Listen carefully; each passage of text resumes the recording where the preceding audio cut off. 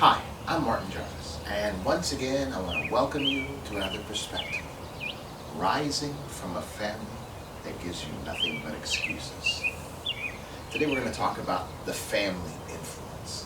We're going to talk about bettering yourself, how difficult it is sometimes, at least it feels, to get out of the cycle of the family that you were raised in. That's why most folks that are born middle class remain middle class. Most people that are in the upper class remain upper class. Most people in the lower class of the economic and social spectrum remain on that level.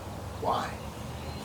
Because it's difficult to remove yourself from yourself. Okay. It's easy to look at the lot in our life as we get older and look back and blame our parents. That's what we often do. And maybe there's a point to it. But what I want to suggest today is that parents do the best they can based on their capabilities and what they know. Okay? See, we're all kind of victim to whatever the environment we were raised in. And I saw this when I was mentoring at Juvenile Detention Center for those 17 years. And I remember I was an elder in a local church. And so every Sunday I would get to church 2 hours after church started. But everybody there knew what I was doing. I was down at the Juvenile Detention Center trying to mentor those kids. And so everyone just thought it was so great. Brother Martin, it's just so wonderful what you're doing, those poor kids, you know. But you know, if those kids, I was there for 17 years. So there were poor kids that were there when they were 13, but by the time I left, those kids, many of them had progressed on in that same direction, and they were now 30 years old. And it's funny how empathy changes. The empathy that was there for the 13-year-old is no longer there for the 30-year-old. But it's the same person. And see, so what I'm sharing today, then suppose that 30-year-old has kids. And the influence, the environment that 30-year-old then creates for his kids is based on his reality. And so that child is growing up then in a dysfunctional environment, and that child is bound to be dysfunctional himself. Okay? And then when he's 13, you really feel a heart for him until he hits 30, and the cycle just continues. Okay? And basically that's how it is for all of us in whatever environment we came up in, pretty much, unless we are able to step outside of that environment. But before we can step out of that environment, it takes a recognition. And that's the hard part, is recognizing that there's something wrong with the environment, with our life, with our situation, with the environment that we've created for ourselves based on the environments we were raised in. You know, I remember once, my wife had a program where she was paying teachers on their off time to tutor students who were struggling. Okay.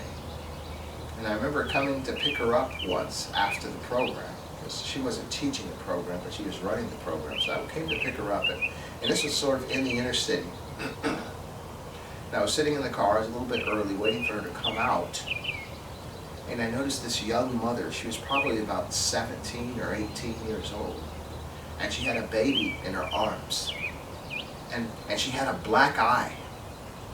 And she also had her little kid, which is about the age of the children in my wife's program. And she was dragging that kid to my wife's program. And it was powerful. What I saw when I was looking at this young girl, that obviously from her look there was something wrong in her life. Okay, she wasn't driving, she was walking. She had a big black eye, a baby, and this young boy, her son, she was dragged to this program. So obviously her environment was screwed up. Her life was screwed up.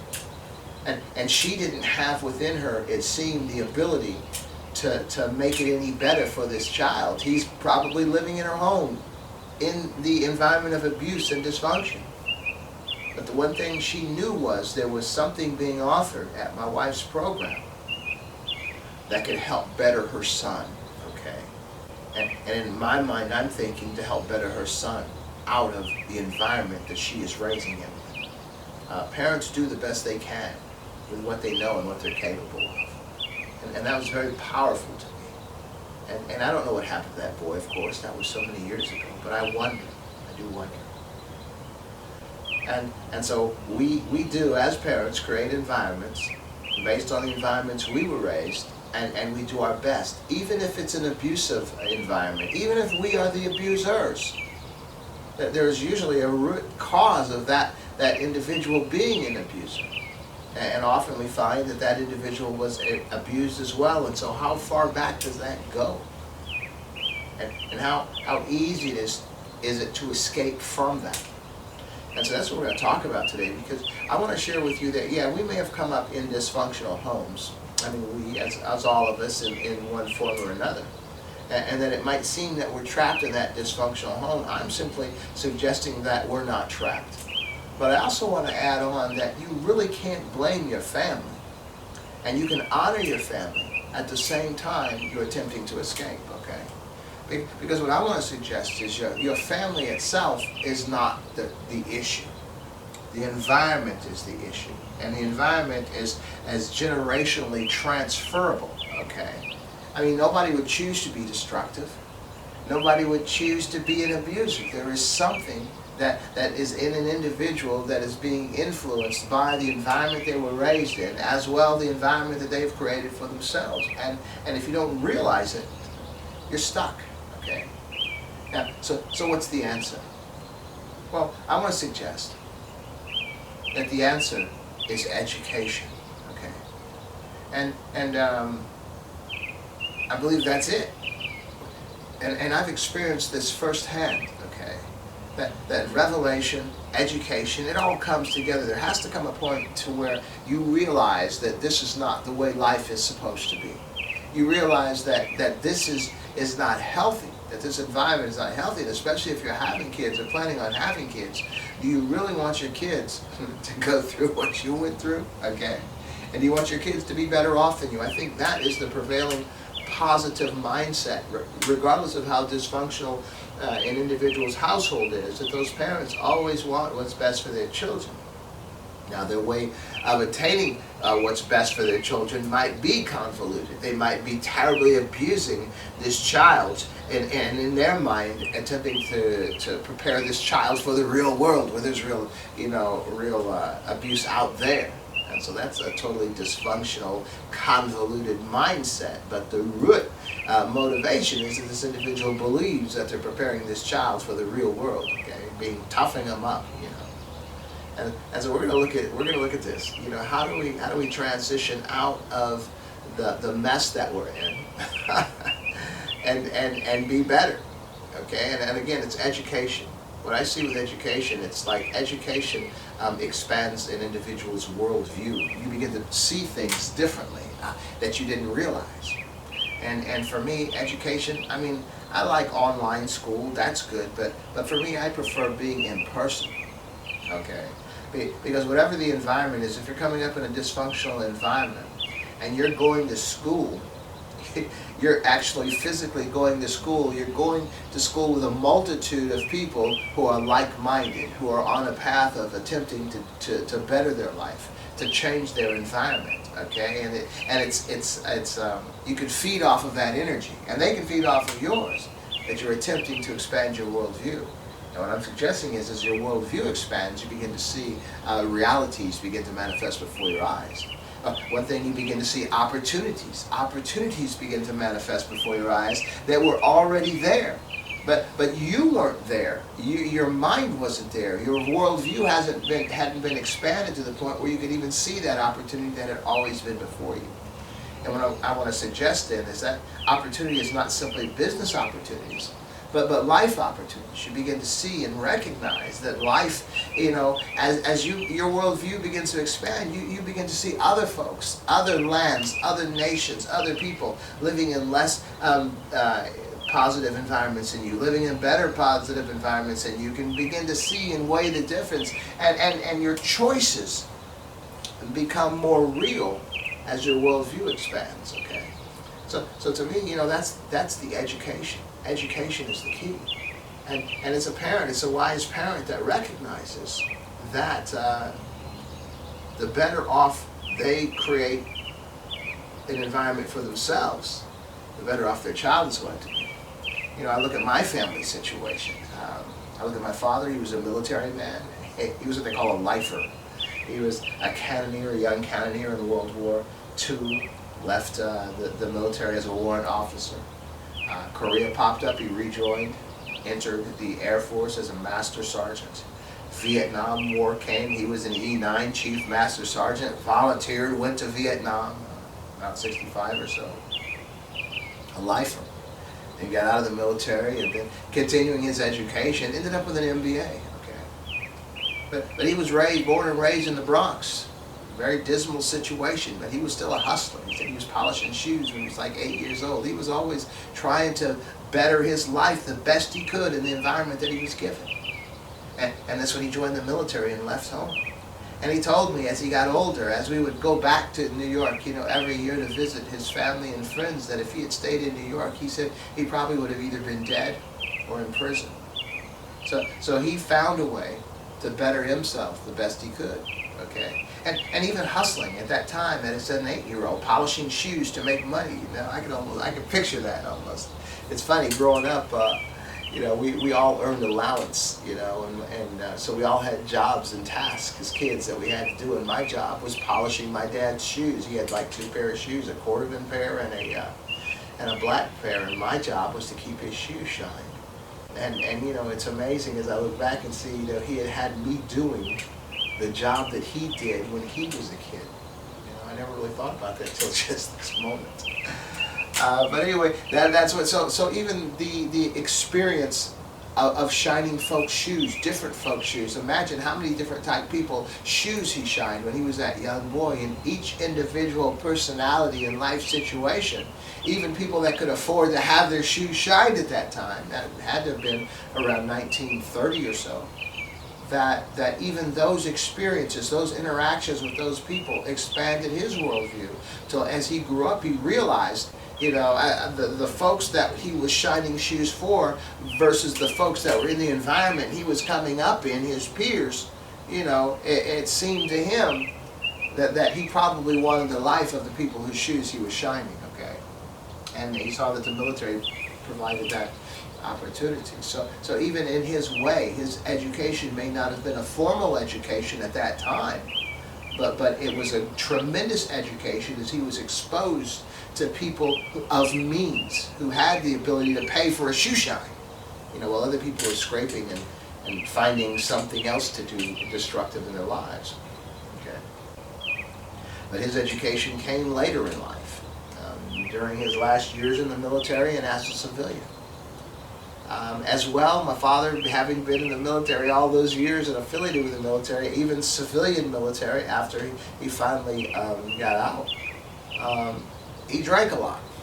Because that's what GIs do. That's what I did when I was in. That's what you go to the club, you go to the Airmen's Club, you go to the NCO Club, and that's what you do when you get off of work. And so he drank a lot.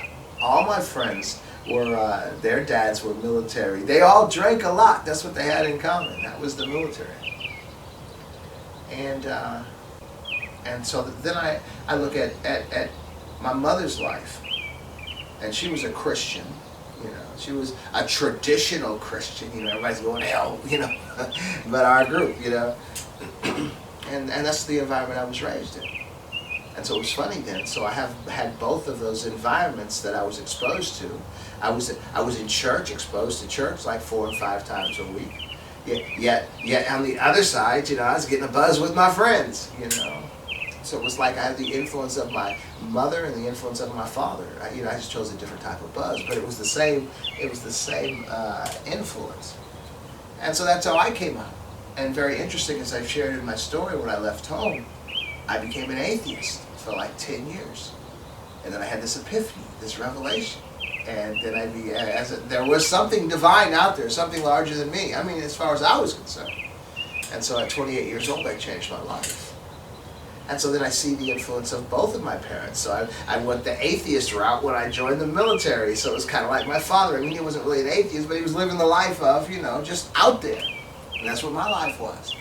And then there came a turning point in my life where I had this epiphany, this revelation, sort of like back to my mother's influence. But what's interesting is, so my father's influence then was, the military, and I joined the military, and then it was the alcohol, the buzz, and that's where I was as well. But see, my father, although he had that alcohol issue, and I found myself determining to be sober. So I was first walking in the influence of my father throughout the military and for a few years after. And then I began walking in the influence of my mother. But see, from my father's influence, I was able to become sober and become educated. And I also have an MBA now. From my mother's influence, I did become good. I did become a believer, but I became a progressive believer. I wasn't that traditional believer. So the environment, the positive environments that you create for your kids and the negative environments that you create for your kids, they're going to be a tremendous influence in their lives. And so I wonder sometimes if I didn't have the influence of my father, what type person I would have been.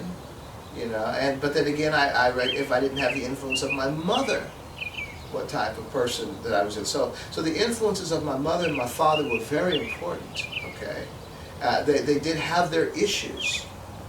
But creating a particular environment allowed me to see those issues and experience those issues, the good and the bad, but still find a way to be better off than they were. Okay, so my education level turned out to be better than my mother's. My soberness, my sober-mindedness turned out to be better than my father. Okay, and then I look at my children. Okay, and I say, well, the environment that I created was based off for them was the environment that influenced them, which was an evolution of the environment that I came up in. And so that my kids are like, they went to college right after high school, like you're supposed to, which I didn't, both of them. And my son has graduated, my daughter's a junior. And so what I see is as you create a positive environment, as your parents did to the best of their ability, as you do the best of your ability. Education is a very important key in that. And then you'll be creating the platform for an evolution of the environment that you came up in for your kids, because it's positive. When the environment that you create for your family is positive, it's more positive than negative, it's easier for them to rise up into a better place in their own lives, because they're not struggling against the negative influence that you have created in their lives. Okay, and so that's all I'm saying. You don't have to despise your family. Don't despise your family, because they are doing the best they can, but don't allow the family dysfunction to keep you in that holding pattern of destruction. You must find your way out. Let me give you an example. Okay, say you take a yellow crayon. Okay, and that yellow crayon represents your family. Okay, and then you take, and then recognize that there's if you mix red with that yellow, you're going to get orange, right? Now let's just pretend that orange is destructive. Okay. Now if you mix with the yellow of your family with blue, you're going to have green. Let's pretend that green is constructive, is positive, it's the best way to be. So the yellow is not the issue. That's simply your family. The color we've added to your family is the environmental influence. The red would be destructive. The green would be constructive. Okay, so in order to fix your situation, you're going to have to replace the red with blue. Okay, and that's pretty much what kind of sums it up. And you have to, and education, how would you ever determine that there is something wrong with orange? Okay, that if this is who you are, this is, how can this be wrong? Man, when I would go down to juvenile detention to talk to those young people, man, there'd be like 40 kids in folding chairs and little orange jumpsuits sitting in the auditorium. And I want to give them some insight, some tidbits in order to help them be successful in life. But I'd have to find the first 20 minutes, use the first 20 minutes trying to express to them that the life they're living is not the way life is supposed to be.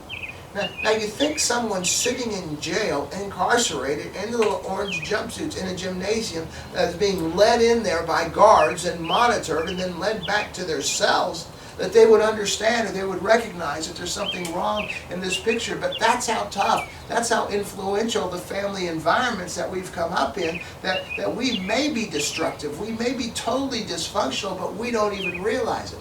And so I want to suggest to you, that's where the education comes in. And that's what I was trying to give them, and that's what I'm sharing with you right now. It can change, but you have to recognize there's something wrong with this. And the key is to take, because we have carried the environmental influences with us into our growing up lives. And so we have simply transported what the confusion and chaos that we were raised in, and now we're living in that chaos and confusion ourselves.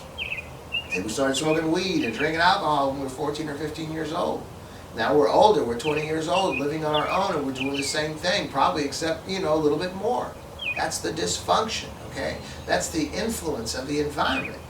And whatever it is, the womanizing, or all the stuff that we are doing that's really not right, we don't see that it's not right. It's just part of life, okay?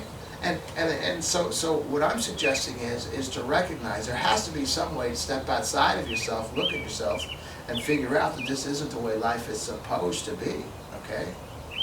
And sometimes, like the scientist, you may not see it. You may not see the dysfunction. You may not see the destructive nature of the life that you're living. So you have to, sometimes you can't just look at the experiment because you may not be able to see it. It's sort of like a quantum, physics experiment where you can't even see the stuff. But what you can do is look at the result of the stuff. So look at your life. Look at the results of your life. Is this what your life was supposed to be? And don't blame it on anything. Don't blame it on your family. Don't blame it on the economy. Man, don't blame it on anything else but you, okay? Because in our lives, we make choices, okay? You made the choice, I made the choice not to go to college after high school. I made the choice to spend, calculate how much money I spent on that buzz, on alcohol and partying and having all that fun.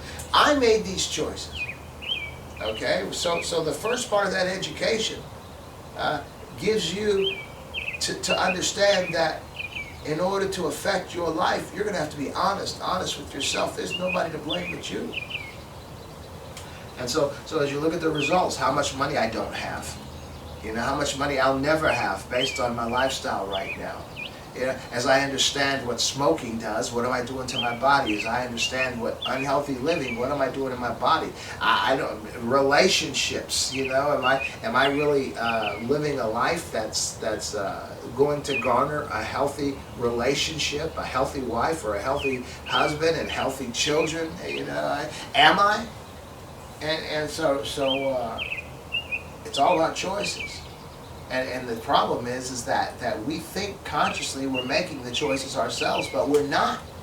All of our choices are being funneled through the individual. Our environments have convinced our subconscious that we are. So we are not. So when I look at a situation, view a situation, and make a determination on what I'm going to do, it's not really a conscious thought based on simply the reality of that situation. It's a conscious thought based on what my subconscious has convinced me the individual that I am, based on the environment that I came up in and the environment that I've created for myself. So we're stuck. We're stuck because we are functioning in a mindset of an individual who believes that this is who I am. Let me just make the best of this. What I'm suggesting is that you can totally change it. And I've done it. I'm not talking theory to you right now. I'm talking about what I've done, okay? Now let me tell you, the way you do it, and I've shared this before, is to, first of all, kind of decide, you got to decide whether or not this is the correct life that you're living, if this is the most prosperous life, the most beneficial life, the most constructive life that you can live that's best for you and or your kids that may not even be here yet. And be honest with yourself. And decide that there's nobody to blame but you. But really, when you totally realize the influences from your environment that you came up in, you recognize there really is no blame with you. You are yellow. Okay? You've just embraced the red, and you've been living this life of orange. Okay? So how do you get rid of the orange? Because something inside of you just gravitates toward that red and is comfortable living in orange. Okay? And so you have to realize this is not the way that it's supposed to be. The results in my life are not the results that I need, so I have to do something. And what I'm suggesting to you, all you have to do is replace the red with blue. So what you're producing is green and not orange. How do you do that? When I had my epiphany, when I had my revelation, when I had my change of heart, recognizing that guy wasn't me when I was 28 years old, man, and I wasn't really deep thinking this, but in retrospect, this is what happened. I went to my apartment that morning and I picked out everything in my apartment that I loved. Trophies, baseball, bowling, karate trophies, artifacts from the Orient, artifacts from Japan, from Korea, from Thailand. Trophies, baseball, bowling, karate trophies. Plants, I was growing my own.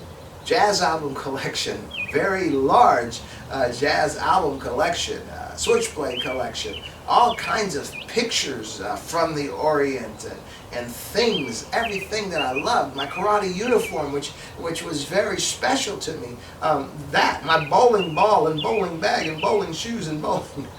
I threw everything away that day. Everything that had been important to me, because I recognized those things that I had defined myself by. Those things that represented certain benchmarks in my life and affirmed who I was every day. When I looked at them, I realized that wasn't me. I didn't want that to be me anymore. So I got rid of all those things, and as it turned out, that was the environment that I had created in my apartment for myself, that every day when I woke up and opened my eyes, I was affirmed that this is who I am. I removed all that stuff.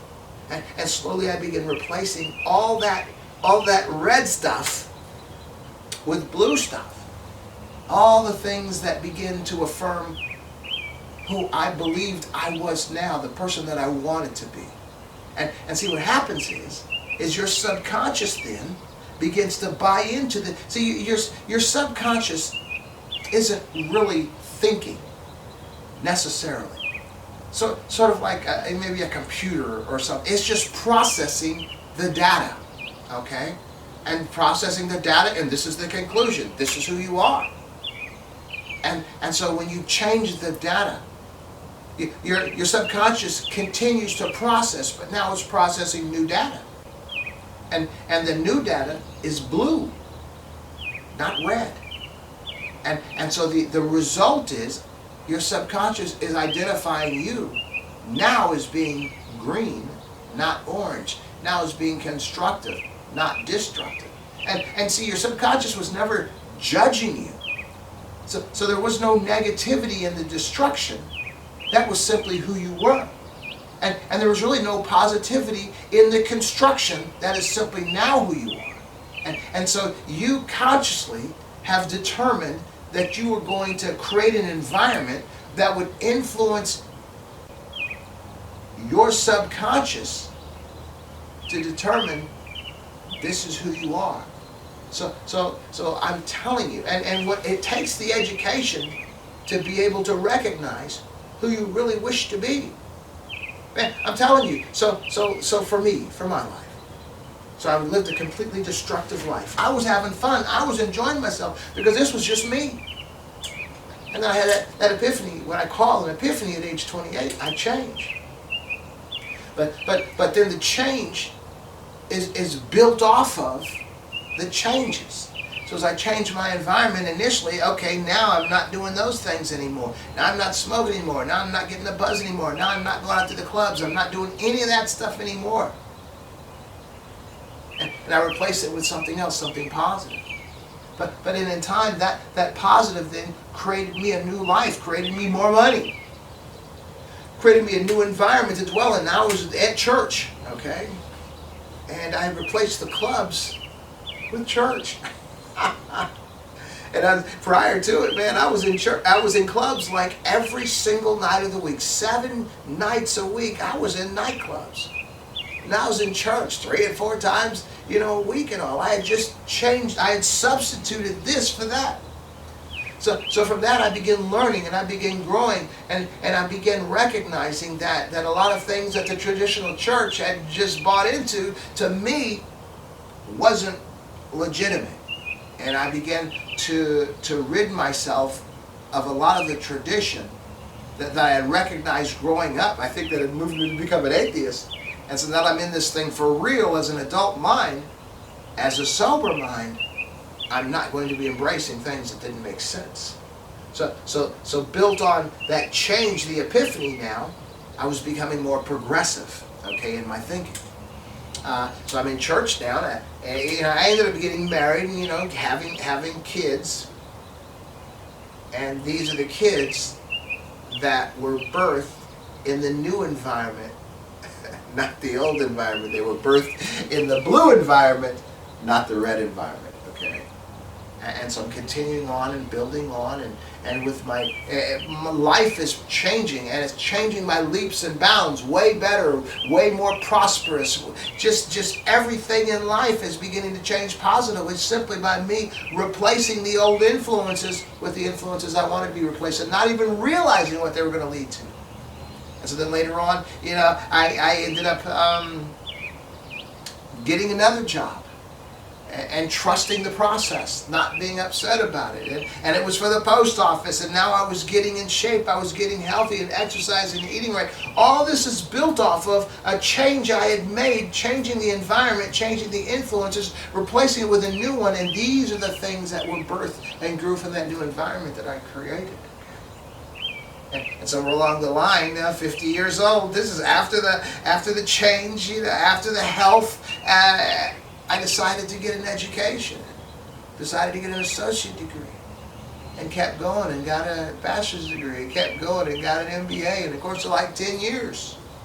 And all this built on the new positive environment, which would have never happened had I not replaced the old environment with the new one. And so, in a nutshell, all I'm suggesting to you today is that it is that simple. To recognize who you wish to be. And first you're going to recognize who you don't wish to be. Do you really want to continue getting the results you've been getting? Do you really want to maintain not having what you should have? No. Well, it's not going to just happen. But the thing is, to make it happen is very simple. Just stop doing the stuff you're doing. Remove all the influences that are in your presence, in your home, in your life, and replace them with influences that represent what you wish to be. All right? I know I've talked a lot. I hope you got something out of this. I do want to thank you once again for joining me for another perspective. And I want to invite you to join me again. You take care. Bye.